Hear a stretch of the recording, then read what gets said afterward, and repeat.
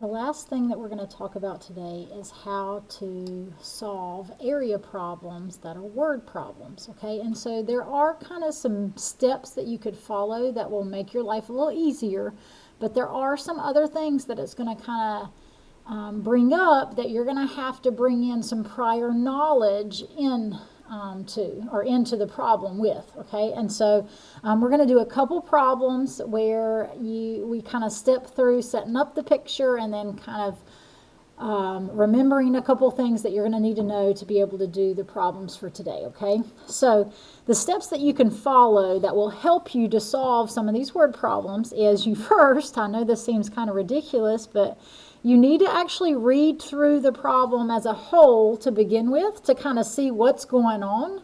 And then you're going to read through it again and draw and label the picture that's being described. Because most of these types of problems, they're going to describe a picture, okay? And so you're going to draw and label the picture with what it says. And then, as to the next step, it's going to depend on the problem, but you're going to set it up depending on what it's saying in the problem. And then you're going to solve it or simplify it, okay?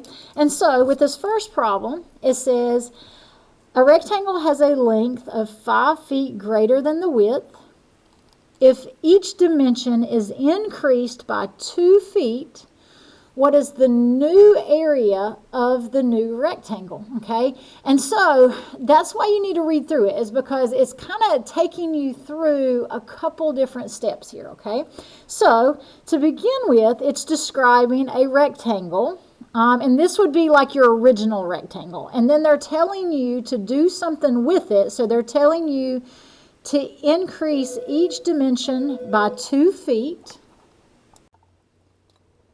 So this one is telling me that the dimensions of this rectangle will be increased by 2 feet. So I'm going to have an original rectangle, but then I'm going to have to take that rectangle and change it in this way to make a new rectangle, okay? And so we're going to keep it simple. We're going to start out by drawing this one. So we've got our original rectangle, and you can even label it if you want to. This would be like our original rectangle, okay? And then we're going to label it. So this is our rectangle, and it says it has a length 5 feet greater than the width. So this is my length. This would be my width. And so it's saying that the length is 5 feet greater than the width. So if we knew what the width was, so let's say we got W for the width, then the length is going to be 5 feet greater than that. So greater than means that you're adding that 5 to it. So to find the length, we're going to have to take whatever the width is, and we add 5 to it. Okay, so that is our original rectangle.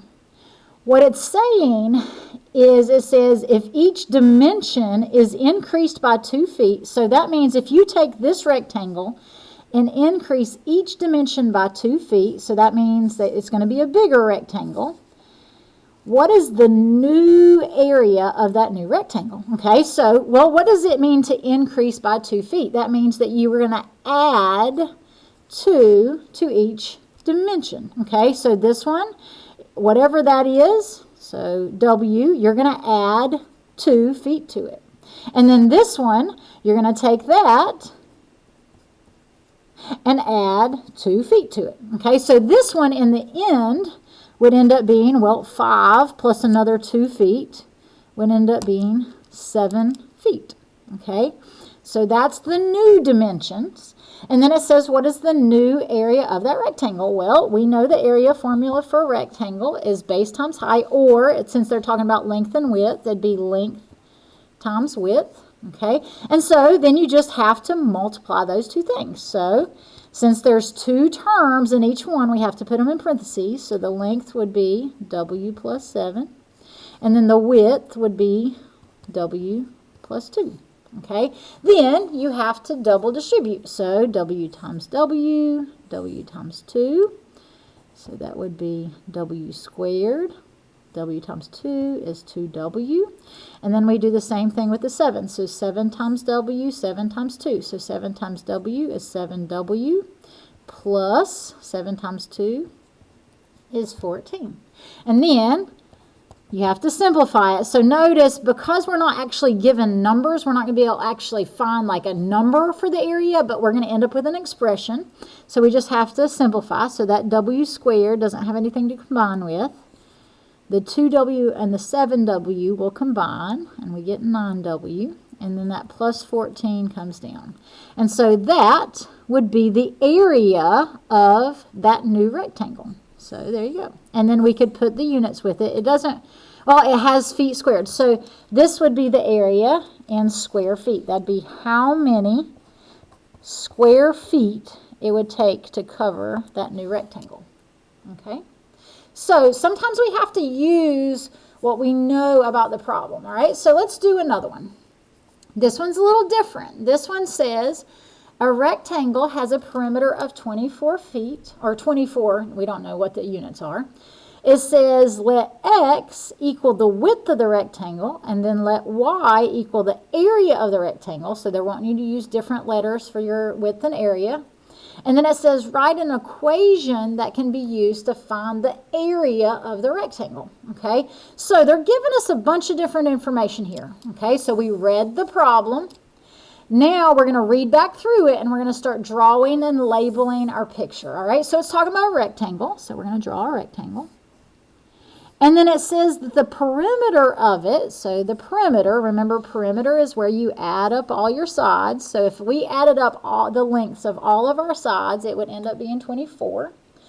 And then it's wanting us to use an X to represent the width of the rectangle. So instead of a W, which we normally put, and if it really bothers you, you could put a W if you wanted to, okay? But instead of a W that we normally put, they want us to put an X for the width, okay? And then they don't really give us anything about the length, so we'll probably have to do something to find that in a bit, I would say, okay? And then it's saying let y equal the area, okay? So I'm going to come back to that in a little bit. It says write an equation that can be used to find the area of the rectangle. So what they're wanting us to do is, in the end, they're wanting us to be able to find the area. So remember, area, since they're talking about it in terms of length and width, you take the length times the width. And so in order to be able to find the area, I'm going to have to know what my length is, which I don't know right now. And then my width, well, it's going to be X, okay? And so I know what the width is going to be. But what I need to focus on right now is how in the world am I going to find my length? Well, there is a reason why they give you this. They give you the perimeter because you're going to actually have to use that to help you find the length, okay? So think about perimeter. Perimeter is if you knew what all of these sides were, what the lengths of all the sides were, if you added them up, it would equal 24. So think about it this way, okay? So I'm going to just put an L for length because I don't really know what that is. If I take this plus that, which notice opposite sides are the same, so these two would be the same, plus this, which would be the same as its opposite side, it should equal 24. So what I'm actually going to do is I'm going to start by setting up an equation using what I know about perimeter. Okay, so if I take my lengths and add them, so my length plus my other length plus my width, so it'd be X plus X, that should equal my perimeter, okay?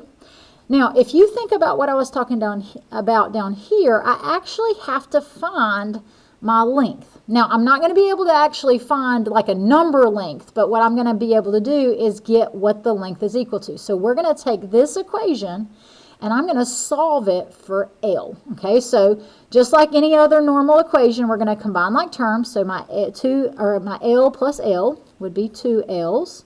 Plus x is 2x. And then I have to solve this. So this is like a literal equation thing. You're going to solve it for L. So that means you got to get the L by itself. So everything else that's with it has to get to the other side. So I'm going to start by subtracting my 2x. So it's on the other side. So then these would go away. And then I'd be left with 2L on this side. And then I'm going to write this. You could write it by bringing the negative 2x up front, or you can just write it out how it is. Either way would be fine. And then to finish solving for L, well, I'm multiplying by 2, so I'm going to divide by 2, and make sure you divide everything on this side by 2, okay? These will go away, and so my L would equal whatever I get here. So when you're dividing two things on one side by a number, you divide it into both of those. So it's going to be 24 over 2, which is 12, and then negative 2 over 2 ends up being just negative 1, and so it'd be negative x. So that is my length. That is actually what I get for the length right here. So instead of writing an L for length, I know that the length is equal to 12 minus x. Okay, so now that I have the length, I can find or write an equation, which is what they're asking me for, write an equation to represent my area, okay? And so let's go back up here. It says they want us to let y equal the area. Instead of an A, we're going to put a y, because they want us to put it as a y for some reason, okay? And then my length ended up being 12 minus x. And then my width, well, my width, they wanted us to label with an x, okay? So you just have to multiply. So there's just one term times these two, so I'm going to distribute that x. So y would equal 12x, 12 times x is 12x, minus, so negative x times x is negative x squared, okay? So that is one way of writing it. Or you could put it in standard form like we're used to. So I'm going to pull that negative x squared up front, and then that positive 12x would go behind. So that would be an equation that actually represents the area of that rectangle.